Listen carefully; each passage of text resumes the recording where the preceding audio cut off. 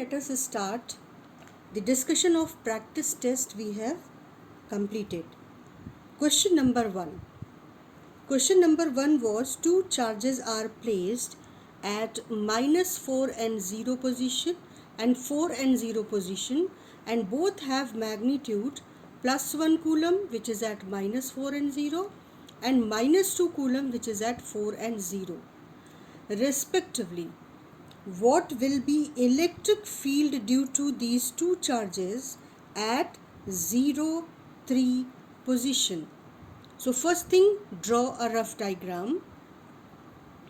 Now carefully observe, -4 and 0 is this position and 4 and 0 is this position if we take a rough scale, right? X-axis and Y-axis. And then 0, 3, this is 0 position comma Y axis 3 position. अब वो कह रहे हैं कि -4 0 पे +1 coulomb है और -2 coulomb है 4 0 पे, तो हमने नोट कर दिया. Then they are saying that at 0 3 position you have to find electric field. That means we have to imagine here +1 coulomb charge so that we can place the direction of electric field due to these two charges, है ना. +1 coulomb imagine करके और जिस direction में force होगा उसी direction में field होगी. क्लियर हो रही है बात? तो अब हम लोग +1 कूलम की वजह से इस जगह पर जो +1 कूलम चार्ज होगा उस पर फोर्स कैसे लगेगा? उस पर फोर्स लगेगा इन दोनों चार्जेस को मिलाने वाली लाइन के अलोंग और रिपल्सिव फोर्स. सिमिलरली -2 कूलम की वजह से इस चार्ज पे अट्रैक्शन फोर्स लगेगा, तो वो भी मार्क कर लिया. ये फोर्स भी इन दोनों चार्जेस को मिलाने वाली लाइन के अलोंग होगा which is the characteristic of Coulomb's law, Coulomb's force. तो ये दोनों फोर्सेस हो गए. देखो तो हमने मार्क किया, ये है ड्यू टू +1 कूलम और ये फोर्स है ड्यू टू -2 कूलम. यहाँ आपको ये भी ध्यान देना है कि हम किस तरीके से रिप्रेजेंट करेंगे फोर्सेस कि बिना किसी कन्फ्यूज़न के एग्जामिनर को एग्जैक्टली समझ में आए कि कौन सा फोर्स वेक्टर या इलेक्ट्रिक वेक्टर आप किसकी वजह से बना रहे हैं. तो ये दोनों फील्ड वेक्टर बनाने के बाद जो सबसे आसान तरीका होता है इन दोनों का रिजल्टेंट निकालने का, वो होता है रिजॉल्व द फोर्सेस और रिजॉल्व द फील्ड वेक्टर्स. हम इन दोनों को रिजॉल्व करेंगे. सबसे पहले E ड्यू टू +1 कूलम को रिजॉल्व करते हैं इसको. तो एक वेक्टर तो ये हो जाएगा एक्स एक्सिस के अलोंग और इसका परपेंडिकुलर कंपोनेंट ये हो जाएगा वाई एक्सिस के अलोंग. इसी तरह से जब आप इसको रिजॉल्व करोगे तो एक्स एक्सिस के अलोंग और वाई एक्सिस के अलोंग रिजॉल्व करेंगे क्योंकि वही हमें कैलकुलेशन में सिंपल स्टेप्स देगा. तो E ड्यू टू -2 की वजह से देखो, एक ये एक्स एक्सिस के अलोंग और एक ये वाई एक्सिस के अलोंग, ये दो कंपोनेंट हो गए. अब हम बिल्कुल भूल जाएंगे कि ये दोनों फील्ड्स यहाँ पर हैं हमारे लिए. अब ये दोनों वाई के अलोंग हैं और ये दोनों एक्स के अलोंग हैं. और रिजल्टेंट कैसे निकालेंगे? पहले एक्स के अलोंग रिजल्टेंट निकालेंगे, फिर वाई के अलोंग और फिर इन दोनों का रिजल्टेंट जो कि म्यूचुअली परपेंडिकुलर डायरेक्शन में है. तो x के अलोंग अगर आप देखो तो आपको क्या दिख रहा है? E +1 कूलम की वजह से.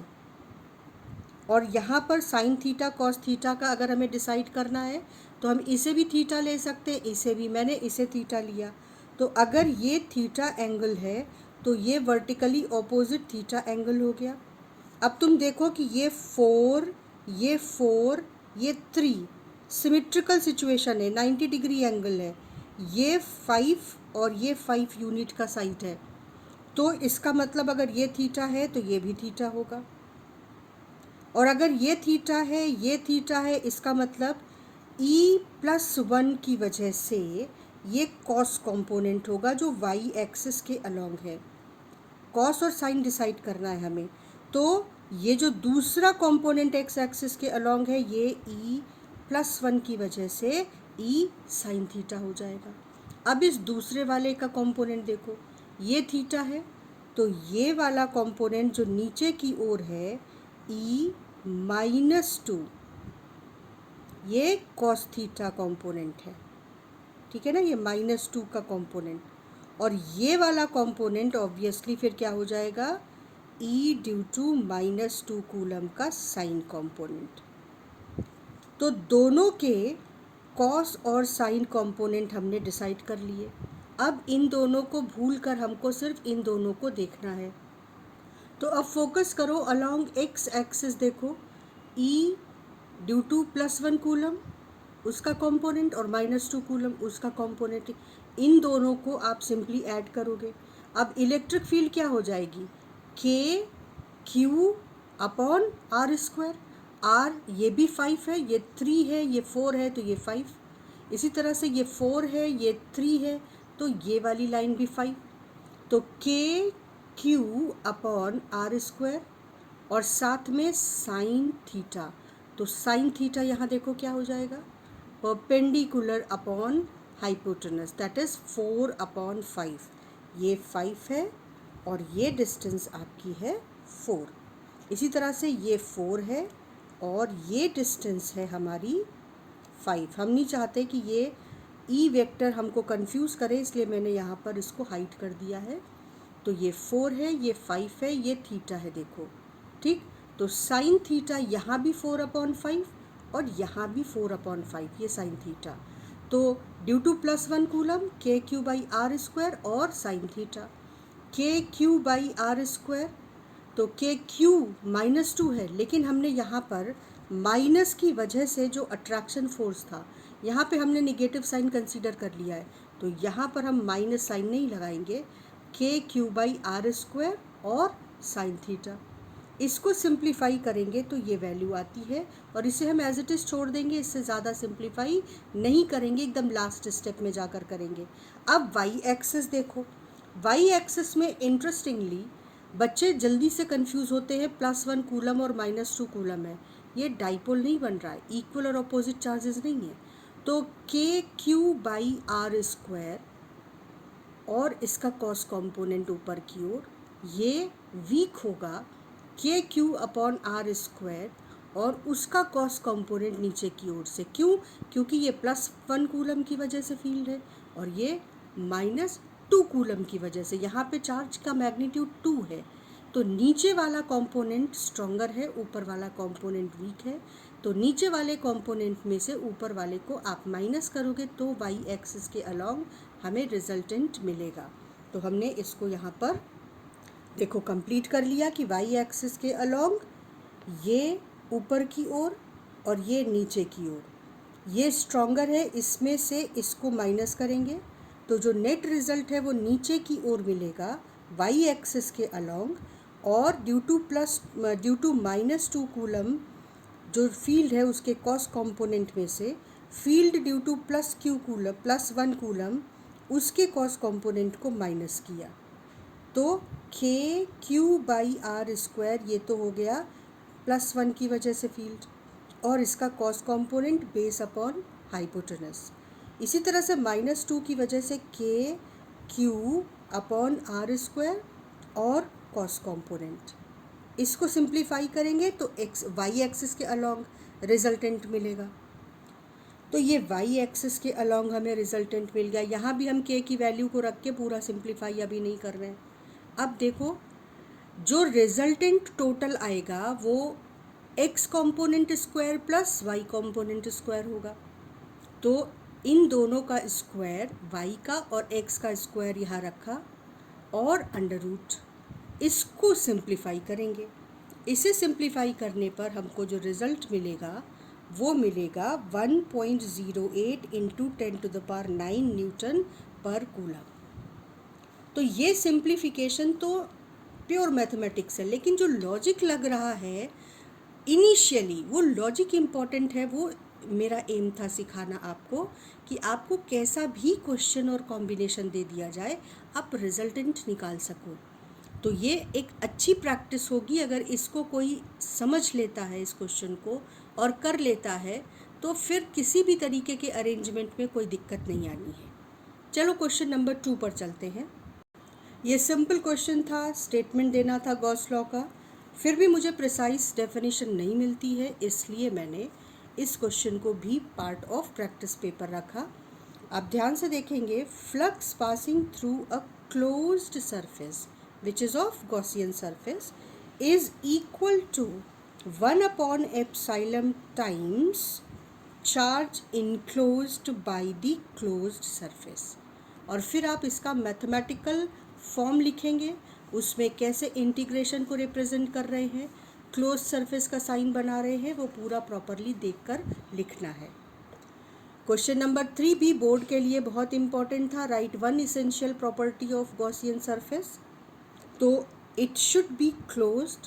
If it is only one property then it should be a close surface, and second can be written as it should pass through the point where field is to be calculated। तो ये दो essential properties हैं, इनमें से कोई एक आप लिख सकते हो। इसके अलावा भी प्रॉपर्टीज़ हैं दो, लेकिन इन दोनों में से ही किसी एक को आप प्रेफर करेंगे।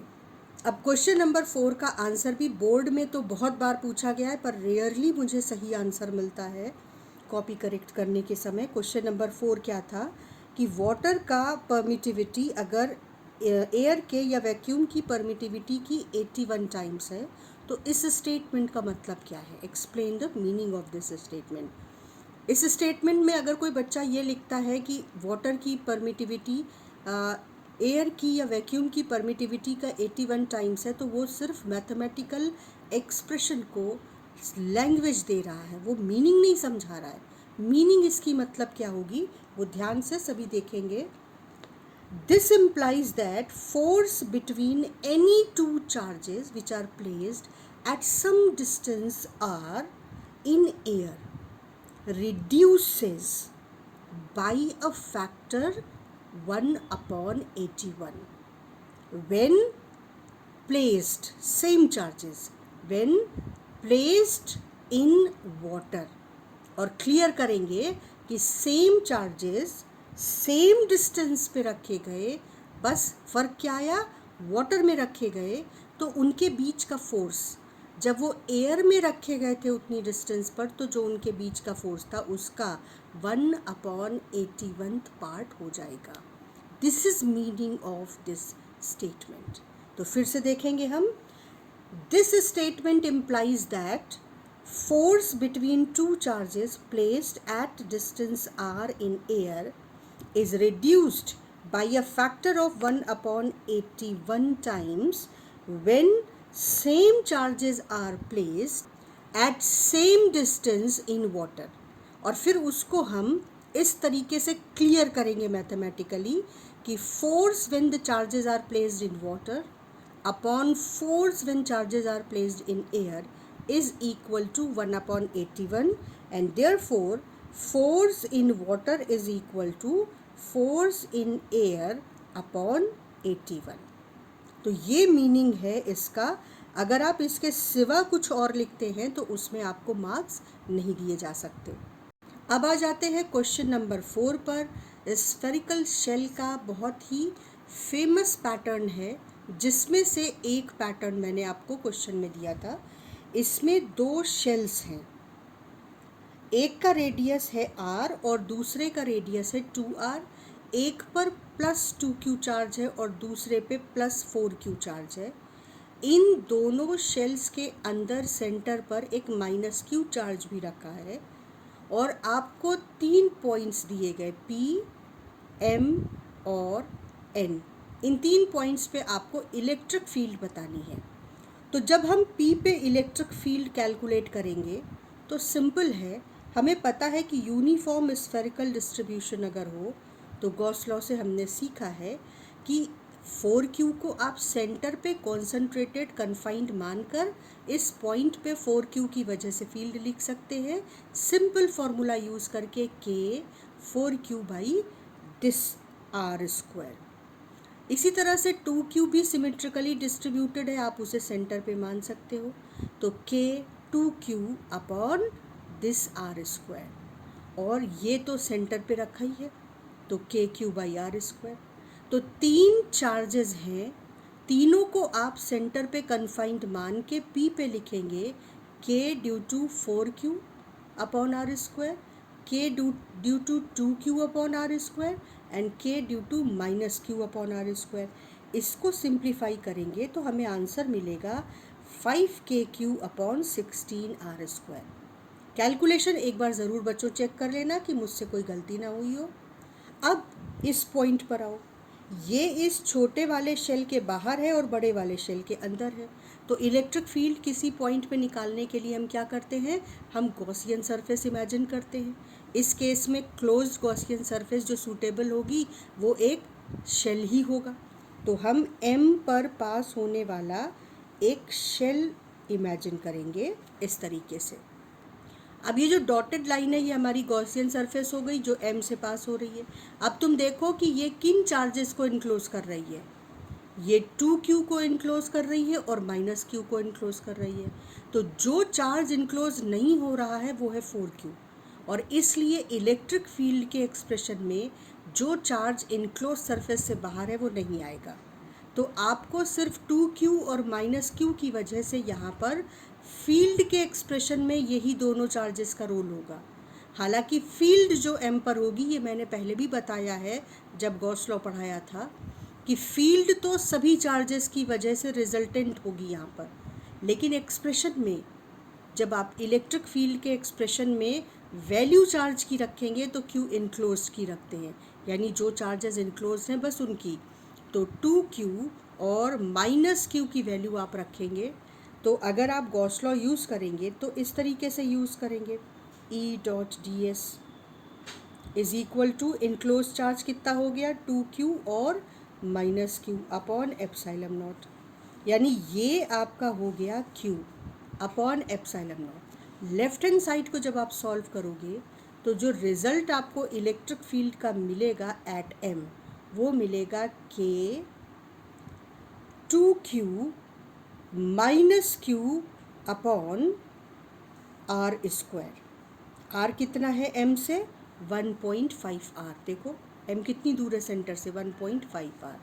तो आप इसे ऐसे भी लिख सकते हो कि यहाँ पर फील्ड ड्यू टू 2q और ड्यू टू -q इन दो की वजह से फील्ड रिजल्ट करेगी, लेकिन फील्ड का रिजल्टेंट जो वैल्यू आ रही है यहाँ पर वो इन तीनों चार्जेस की वजह से है। एक्सप्रेशन में केवल चार्ज इनक्लोज्ड है और उसकी वजह से आपका जो सिंप्लीफाइड फॉर्म है वो ये होगा। लेकिन इसको आप अगर सिंपल लिखें तो इस तरह लिख सकते हैं, जो KQ/R स्क्वायर है उसमें चार्ज इनक्लोज्ड केवल आएगा 2q -q और R 1.5 R गिवन है। तो ये वैल्यू जब आप रखोगे तो आपको सिंप्लीफाइड फॉर्म मिलेगा ये। ठीक, अब इसी तरह से n पर आ जाओ। यहाँ पे जब आप एक गॉसियन सरफेस खींचोगे, ये डॉटेड लाइन गॉसियन सरफेस हो गई जो n से पास होती है, तो अब केवल -q इनक्लोज हो रहा है। तो जब आप यहाँ पर गॉस लॉ को यूज़ करोगे और चार्ज इनक्लोज लिखोगे तो सिर्फ -q लिखोगे। ध्यान रखना फील्ड रिजल्टेंट फील्ड है due to all 3 charges present here, लेकिन एक्सप्रेशन में गॉस लॉ के जो q इनक्लोज्ड है बस वही लिखना है, यानी -q। तो n पर जो फील्ड आएगी वो KQ upon R square centre से ये डिस्टेंस r/2 गिवन है, तो बस सिंपली वो लिख देंगे और इसे कैलकुलेट करेंगे तो ये वैल्यू आ जाएगी। माइनस चार्ज की वजह से फील्ड लाइंस अंदर की ओर होंगी, तो यहाँ माइनस नहीं लिख रहे क्योंकि मैग्नीट्यूड लिख रहे हैं। अगर वो फील्ड वेक्टर पूछे तो माइनस चार्ज की वजह से फील्ड लाइंस रेडियली अंदर की ओर होंगी। ये बहुत बेसिक और कॉन्सेप्चुअल पॉइंट्स हैं जिन्हें डिटेल में क्लास में समझाया है। तो अगर कहीं भी दिक्कत हो रही है तो क्लास को वापस से जाकर समझो और फिर इस क्वेश्चन को सॉल्व करो। तो ये तुम्हारा P पॉइंट पे, M पॉइंट पे और N पॉइंट पर रिजल्टेंट फील्ड आ गई। ठीक, तो इस क्वेश्चन को ध्यान से करना क्योंकि गॉस लॉ में और इलेक्ट्रिक फील्ड में ये क्वेश्चन बहुत पॉपुलर सवाल हैं डिफरेंट एग्जाम्स में। इसका जो ए पार्ट था वो था find flux coming out from sphere 2। Sphere 2 से कितना फ्लक्स बाहर आ रहा है। तो जो आपका गॉस लॉ है वो क्या कहता है, इंटीग्रल E.ds ये है flux coming out from a surface, close surface, यहाँ सरफेस ऑफ स्फीयर 2 है, which is equal to Q enclosed upon epsilon naught. यानी अगर चार्ज इनक्लोज पता हो तो उसको आप एप्सिलॉन नॉट से डिवाइड कर दो, उतना फ्लक्स उस सरफेस से बाहर आ रहा है। तो क्यू इनक्लोज देखो कैसे लिखेंगे, सरफेस 2 से पूछा है तो एक गॉसियन सरफेस लेंगे, ये जो bright coloured pink coloured Gaussian surface है जो 2 से जस्ट टच करती हुई है ना। तो इससे 2q और -q ये दोनों इनक्लोज्ड चार्जेस हैं। तो जब आपको स्फीयर 2 से पूछा जाए तो आप कैसी गॉसियन सरफेस ड्रॉ करेंगे, जिस सरफेस से पूछा गया है उससे जस्ट आउटसाइड एक क्लोज्ड गॉसियन सरफेस जिसका रेडियस लगभग उतना ही है, लेकिन वो इन 2q और -q दोनों चार्जेस को इनक्लोज कर रहा है। तो जो q इनक्लोज्ड है वो हो गया 2q -q that is q। तो फ्लक्स कितना बाहर आ रहा है, फ्लक्स बाहर आ रहा है k q upon, sorry electric field नहीं बतानी, फ्लक्स बताना है। तो फ्लक्स कितना बाहर आ रहा है, charge enclosed upon epsilon not, simple, यानी q अपॉन एप्सिलॉन नॉट। तो कितना फ्लक्स बाहर आ रहा है उसका आंसर सिंपल हो जाएगा, आप इसको ऐसे लिखोगे कि flux coming out emerging from sphere 2 is charge enclosed upon epsilon not, that means q upon epsilon not. Simple question, simple answer. Concept clear है तो ओरल है, कॉन्सेप्ट क्लियर नहीं है तो कंफ्यूज करने वाला सवाल है।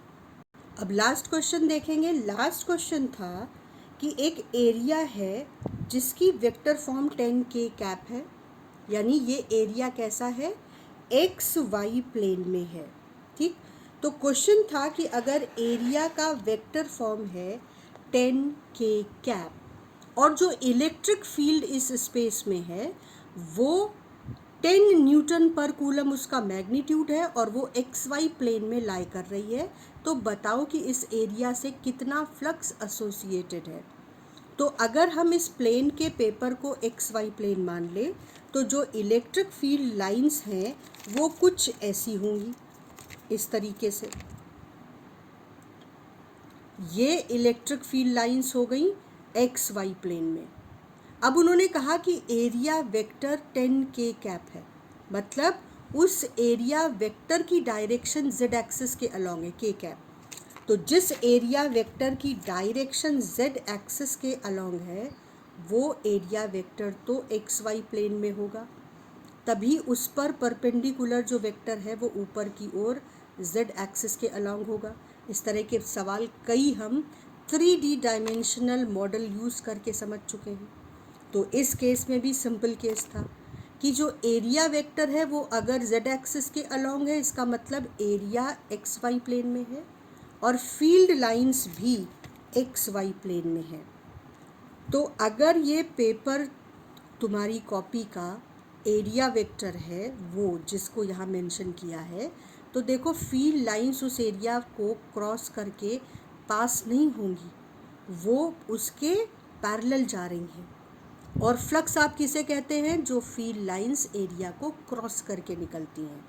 तो इस केस में सिंपल, कोई फील्ड लाइन एरिया को क्रॉस करके नहीं निकल रही है, क्योंकि एरिया कैसे कहलाता है, फ्लक्स कैसे कैलकुलेट करते हैं, ई डॉट एरिया वेक्टर। तो इसमें भी जो 10 न्यूटन पर कूलम है वो भी एक्स वाई प्लेन में है, और ये जो एरिया वेक्टर है इसको क्योंकि z एक्सिस के अलॉन्ग दिखाया, इसका मतलब ये जो एरिया है ये भी एक्स वाई प्लेन में है। तो दोनों ही एक ही प्लेन में है, तो कोई भी फील्ड लाइन इस एरिया को क्रॉस करके नहीं जाएगी, तो flux associated with this area will be 0, E dot area vector will be 0। तो ये सारे क्वेश्चंस आपके कॉन्सेप्ट को स्ट्रेंथन करने के लिए थे। आई होप कि अब आप अपने आंसर्स को मैच करके और प्रॉब्लम जहाँ हो रही है उसको पिन पॉइंट कर पाएंगे।